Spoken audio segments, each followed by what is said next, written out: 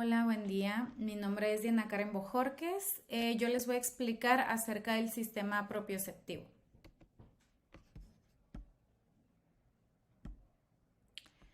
Tenemos aquí el índice de algunos temas relevantes que van a ser los que vamos a estar viendo en esta exposición. El primero van a ser las funciones y variaciones propioceptivas, los receptores, vías aferentes, cómo influye esto en la corteza cerebral y la propiocepción en la actualidad. Dentro de las funciones y variaciones de la propiocepción, tenemos que el significado etimológico es propirius, que significa propio. La propiocepción nos permite reconocer qué partes de nuestro cuerpo nos pertenecen, cuáles son mías.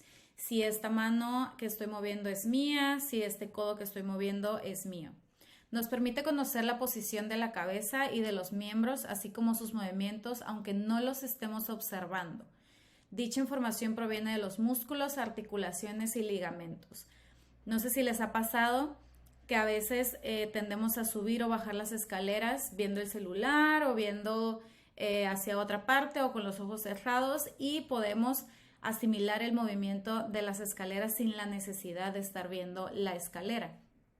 Entonces, para este tipo de situaciones nos ayuda la propiocepción.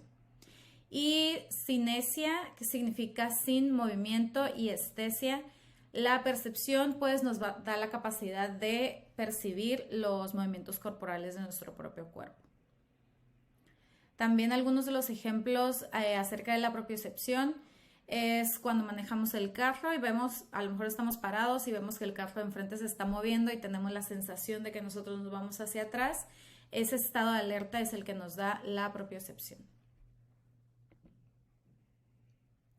Algunas de las disfunciones de la propiocepción o dificultades que podemos tener si no tenemos una buena propiocepción puede ser la torpeza motriz, falta de conocimiento de la posición corporal en el espacio, la dificultad para manipular objetos pequeños. Por ejemplo, aquí tenemos en la imagen un niño que no está tomando bien el lápiz, todavía no tiene bien definida su propiocepción para la toma del lápiz, y la dificultad para aprender actividades motoras nuevas.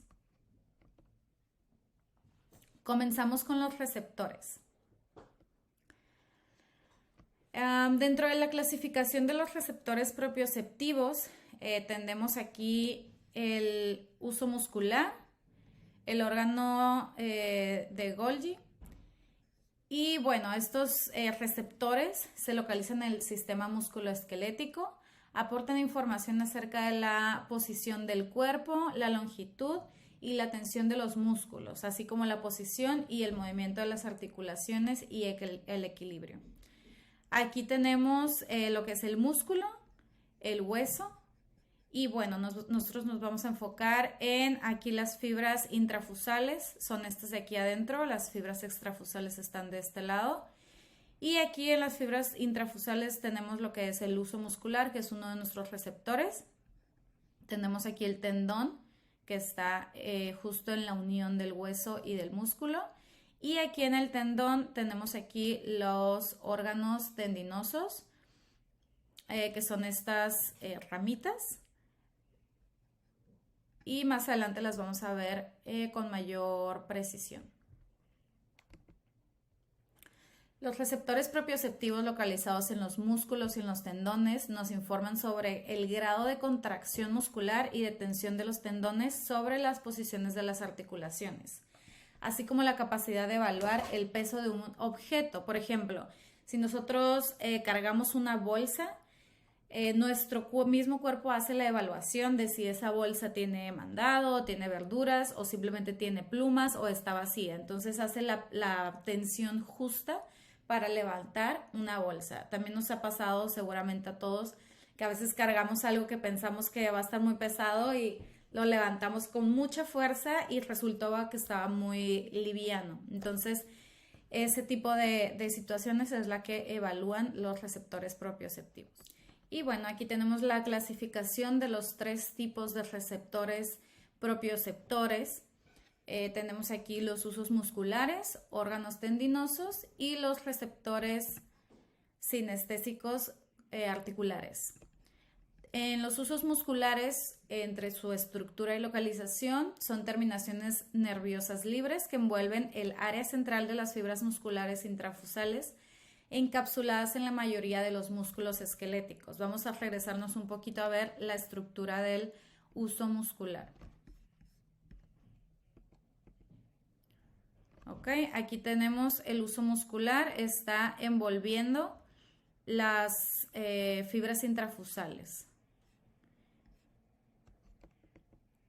Y bueno, la información sensorial que nos proporciona es la longitud muscular y la velocidad de adaptación es lenta. En los órganos tendinosos son fibras de colágeno y terminaciones nerviosas sensitivas rodeadas por una cápsula en la unión músculo-tendinosa. Igual aquí nos vamos a regresar. Aquí están las terminaciones nerviosas que están en la unión del hueso con el músculo. Y bueno, la información sensorial que nos proporciona es la tensión muscular y su velocidad de adaptación es lenta. Tenemos también los receptores sinestésicos articulares, que son corpúsculos laminares, mecanorreceptores cutáneos de tipo 2 y órganos tendinosos, así como terminaciones nerviosas libres. La información sensorial que nos proporciona es la posición y movimiento de las articulaciones y su capacidad de adaptación es rápida.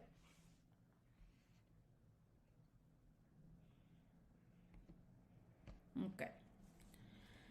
Los usos musculares son los propioceptores de los músculos esqueléticos que controlan su cambio de longitud y participan en los reflejos de estiramiento. Cada uso muscular consiste en varias terminaciones nerviosas de adaptación lenta que integra alrededor de 3 a 10 fibras musculares intrafusales. Entonces aquí vemos, estos son las fibras extrafusales, estas que vemos por aquí.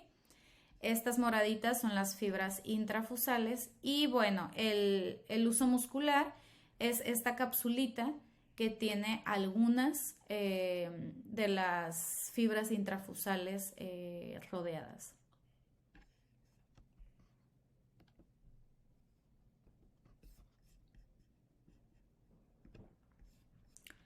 Estos usos musculares, bueno, el encéfalo le da la información a ellos para que el músculo todo el tiempo esté en tensión. Aunque no estemos haciendo nada y nuestro músculo esté en reposo, siempre tiene un grado de tensión.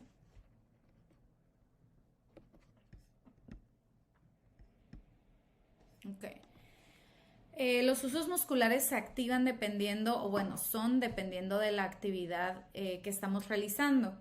Cuando realizamos movimientos muy finos, como es el niño que está tocando la guitarra o como es el escribir, los usos musculares que efectúan ese tipo de movimientos son muy abundantes. Es decir, tenemos muchos usos musculares que están actuando en ese momento. Y bueno, cuando tenemos movimientos más gruesos, como por ejemplo aquí tenemos las personas que están corriendo, que están saltando, pues requieren más fuerza en los cuádriceps o en la corva del muslo y pues tienen menos usos, ¿no?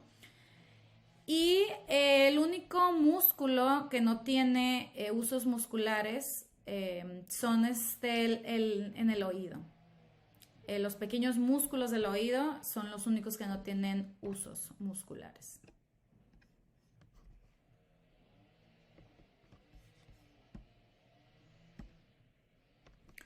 Los usos musculares contienen neuronas motoras que ajustan la tensión del uso muscular a las variaciones de la longitud del músculo. Alrededor de los usos se encuentran las fibras musculares extrafusales que son inervadas por neuronas motoras alfa. Entonces aquí tenemos las fibras extrafusales, que estas son inervadas por neuronas motoras alfa, y aquí tenemos las que se ven aquí adentro, son las fibras intrafusales, y en esas inervan las neuromotoras o las motoras neuronas.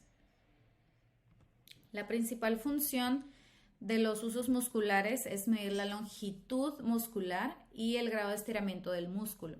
El estiramiento estimula las terminaciones nerviosas sensitivas que se convierten en impulsos nerviosos. Entonces, esos impulsos nerviosos llegan hasta el sistema nervioso central y bueno, hacen la acción en las áreas somatosensitivas de la corteza cerebral. El objetivo final de esto es la percepción consciente de los movimientos que estamos realizando. A continuación vamos a hablar de los órganos tendinosos de Golgi. Su localización es en la unión de un tendón y un músculo conformados cada órgano por una serie de 10 a 20 fibras musculares extrafusales. Aquí tenemos el músculo, el hueso y el tendón. Entonces el órgano tendinoso de Golgi es este espacio que tiene algunas fibras extrafusales, que son las que vemos aquí, las fibras extrafusales, y tiene alrededor de 10 a 20 fibras. El propósito es proteger a los tendones y los músculos asociados del daño secundario o tensiones excesivas. Su funcionamiento: cuando se aplica tensión a un músculo, el órgano tendinoso genera impulsos nerviosos que se propagan al sistema nervioso. Y ya en el sistema nervioso nos aporta valiosa información sobre los cambios de la tensión muscular al producir lo que produce el músculo. Por ejemplo, si yo necesito tomar un vaso y después dejarlo y tomar otra cosa, ese cambio de tensión muscular que debemos hacer es lo que nos ayuda el órgano tendinoso. Ahora tenemos los receptores sinestésicos articulares. Estas terminaciones nerviosas responden a la presión. Vamos a recordar que los ligamentos articulares contienen receptores similares a los órganos tendinosos que regulan la inhibición refleja de los músculos cuando se impone demasiada tensión en la articulación.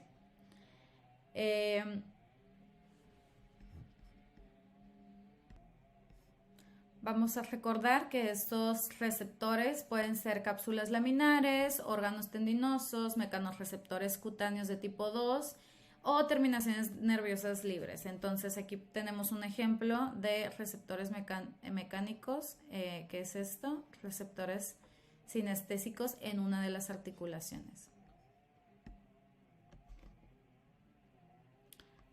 Coloqué aquí la imagen de este video por si a alguno de ustedes le gustaría indagar un poco más sobre este tema. Me gustó mucho este video, explica muy bien la parte de la musculatura.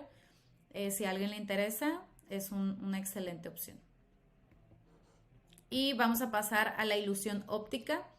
Hay algunas ilusiones ópticas que nos hacen pensar que nuestro cuerpo está funcionando de distinta forma, ¿no? Que nos hace llenar un vacío del esquema corporal. La primera ilusión óptica es la ilusión de manos cruzadas, que seguramente muchos lo han hecho. Es manos enfrente, así, volteadas, entrelazamos manos y colocamos las manos de este lado. Cuando una persona nos dice, mueve tal dedo, nos los puede señalar él con su mano. Nosotros intentamos mover este dedo y resulta que a veces movemos el del lado opuesto, ¿no? Esto es porque nuestro esquema quiere completarlo y tiene la sensación de que está del otro lado. También tenemos la otra imagen, que es la ilusión de la mano de goma. Este consiste en que pones una mano sobre la mesa y en el otro lado, donde debe de ir tu otra mano, va una mano de goma normal, nada más que tenga la mano y un pedacito de muñeca, ¿no? Entonces la otra persona va a estimular, igual puede ser, también me parece que lo han hecho con madera y ha funcionado. Entonces la otra persona hace movimientos en la mano, tanto en tu mano real como en la mano de goma, y el cerebro tiene la percepción de que sí están tocando tu mano, ¿no? En algunos casos la magnitud de este efecto es tan grande que produce una percepción que es anatómicamente imposible. Ahorita vamos a ver otros ejemplos de este tipo de casos. Hubo otro experimento en el que hicieron vibrar enérgicamente el músculo extensor de la muñeca. Entonces hacían vibrar el músculo de tal modo que la persona con los ojos cerrados tenía la sensación de que su mano tocaba el dorso de su antebrazo. Hubo otro experimento que es el de Pinocho, la ilusión de Pinocho, que nos comentó un poquito por ahí el maestro Manuel Mejía, en el que también hacen vibrar algunas enérgicamente los músculos con los ojos tapados y bueno, te tocas la nariz y en el momento en el que están las vibraciones hacen que tú percibas que tu nariz está creciendo y está por fuera de tu cuerpo, ¿no?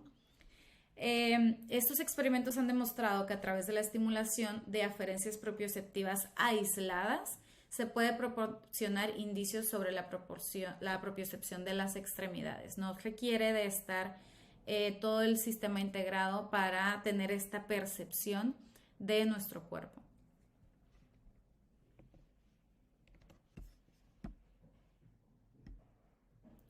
Y bueno, en este video pueden encontrar los ejemplos que les di, algunos de los ejemplos que les di, si les interesa conocer un poquito más sobre los experimentos.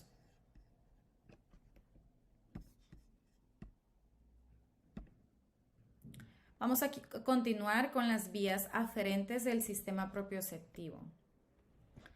Las vías centrales que transmiten información propioceptiva al cuerpo. Bueno, las aferencias propioceptivas entran a la médula espinal y una vez en la médula espinal viajan con los axones que transmiten información cutánea.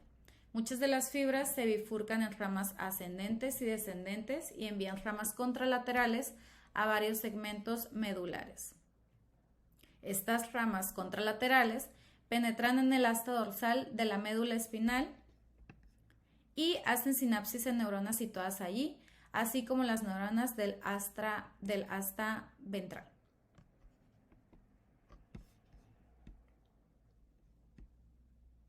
Bueno, las aferencias del sistema propioceptivo hacen como una serie de llegadas antes de llegar a la corteza cerebral, como una especie de relevos. Entonces, lo primero que hacen es que entran por la vía del cordón posterior lemnisco medial. Voy a enseñarles aquí. ¿Dónde está? Bueno. Entran aquí los receptores propioceptivos por el ganglio de la raíz posterior. Y bueno, hacen sinapsis en las neuronas del fascículo gracil y el fascículo cuneiforme. Entonces están aquí, llegan y hacen sinapsis aquí con los fascículos, ascienden por el bulbo raquídeo del mismo lado del cuerpo y después, aquí están las neuronas de primer orden, y después vuelven a ascender a través de la columna dorsal y hacen sinapsis con las neuronas del núcleo gracil y del núcleo cuneiforme. Este es el tracto que llevan. Después vuelven a ascender y hacen sinapsis con las neuronas de segundo orden. Entonces hasta aquí es como el primer caminito. Entran por aquí por los ganglios, hacen sinapsis con los fascículos, suben por el bulbo raquídeo, hacen sinapsis con los núcleos gracilo-cuneiforme y hacen sinapsis con las neuronas de segundo orden. Posterior a eso, ya una vez que están las neuronas de segundo orden, bueno, se dividen en dos, ¿no? Suben por aquí y hacen sinapsis con el fascículo gracil y el fascículo cuneiforme. Ahora, los impulsos nerviosos de los miembros superiores, que es el tronco, el cuello y la región posterior de la cabeza, se propagan por los axones del fascículo cuneiforme y luego ascienden por el bulbo raquídeo y hacen conexión con el núcleo cuneiforme. De lo contrario, los impulsos nerviosos que no son asociados con los miembros inferiores, que son toda la parte inferior del tronco, se propagan por los axones del fascículo gracil, suben por el bulbo raquídeo y hacen sinapsis con el núcleo gracil. Ahora, ya una vez estando las neuronas de segundo orden, con esa división, durante el recorrido hacen sinapsis con neuronas situadas inmediatamente por fuera del núcleo gracil y los axones se unen al lemnisco medial, que es en esta parte, estas dos comisuras grisecitas. Acompañan a las fibras de los mecanorreceptores cutáneos hasta el ventral posterolateral del tálamo. Entonces ascienden hasta aquí, el núcleo ventral posterior del tálamo, vuelven a hacer sinapsis y en esta parte hacen su segundo relevo, hacen sinapsis con las neuronas de tercer orden para poder entonces subir a la corteza cerebral.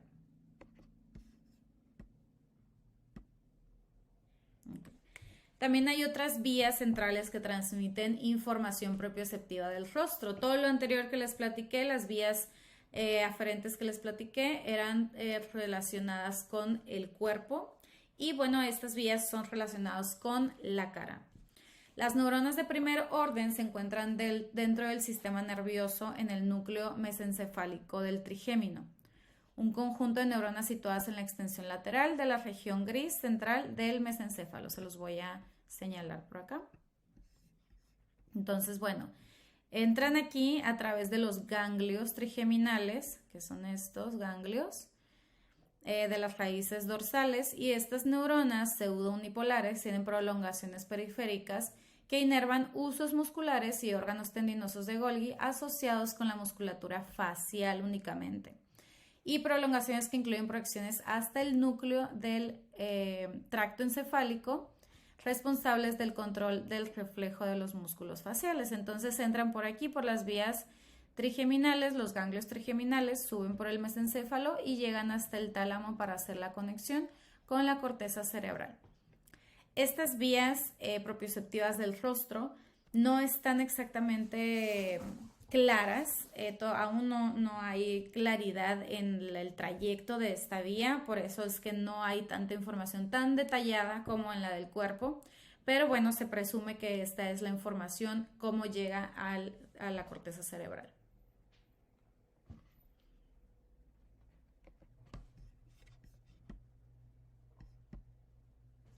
Y ahora vamos a hablar un poquito más de la corteza cerebral.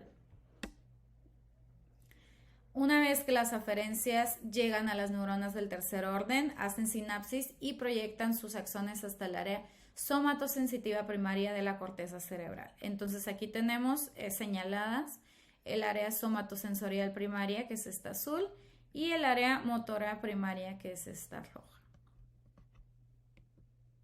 Tenemos aquí también un ejemplo del homúnculo de Penfield, teniendo aquí la corteza sensorial, que es la que se encuentra en el hemisferio parietal, posterior a la cisura de Rolando, y tenemos aquí el córtex motor o el área motora, que está en el lóbulo frontal anterior a la cisura de Rolando. Tenemos también aquí las áreas de Brodmann. Tenemos aquí el área motora, que es esta rosita, es la 4, la 6, la 8 y la 32, que la podemos ver aquí en este corte sagital. Bueno, estas áreas pues son motoras. La 4 es la corteza motora primaria, la 6 es la corteza premotora y motora suplementaria. El número 8 es el campo ocular frontal y el 32 es el área dorso anterior del cíngulo.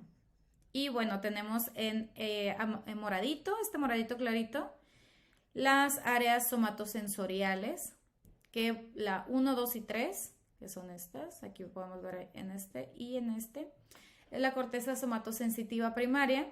El número 5, la corteza de asociación somatosensitiva. El 31, área dorso posterior del cíngulo. El 40, por acá lo podemos ver, es el área de Wernicke. Y la número 43, que es el área gustativa. Y por último vamos a ver la propiocepción en el plano actual. Realmente sigue siendo un área de investigación activa, el modo en que cada una de estas aferencias propioceptivas contribuye a la percepción de la posición, movimiento y fuerza de las extremidades. Durante el recorrido hacen sinapsis con neuronas situadas inmediatamente por fuera del núcleo gracil y los axones se unen al lemnisco medial, que es en esta parte, estas dos comisuras grisecitas. Acompañan a las fibras de los mecanorreceptores cutáneos hasta el ventral posterolateral del tálamo. Entonces ascienden hasta aquí, el núcleo ventral posterior del tálamo, vuelven a hacer sinapsis y en esta parte hacen su segundo relevo, hacen sinapsis con las neuronas de tercer orden para poder entonces subir a la corteza cerebral.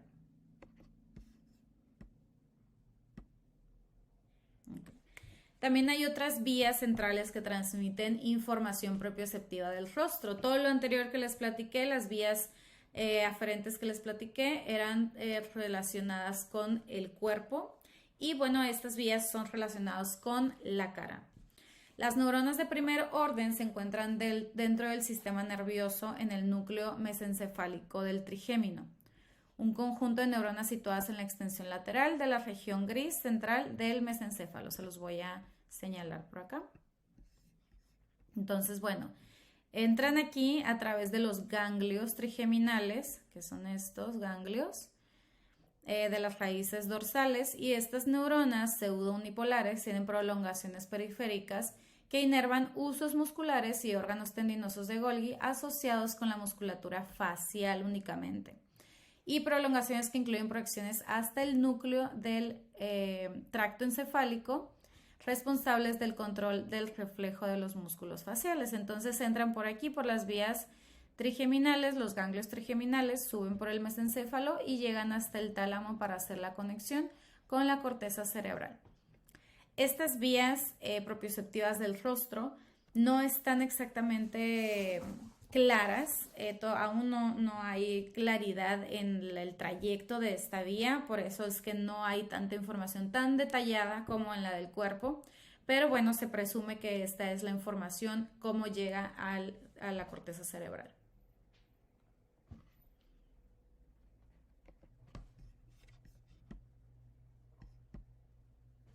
Y ahora vamos a hablar un poquito más de la corteza cerebral.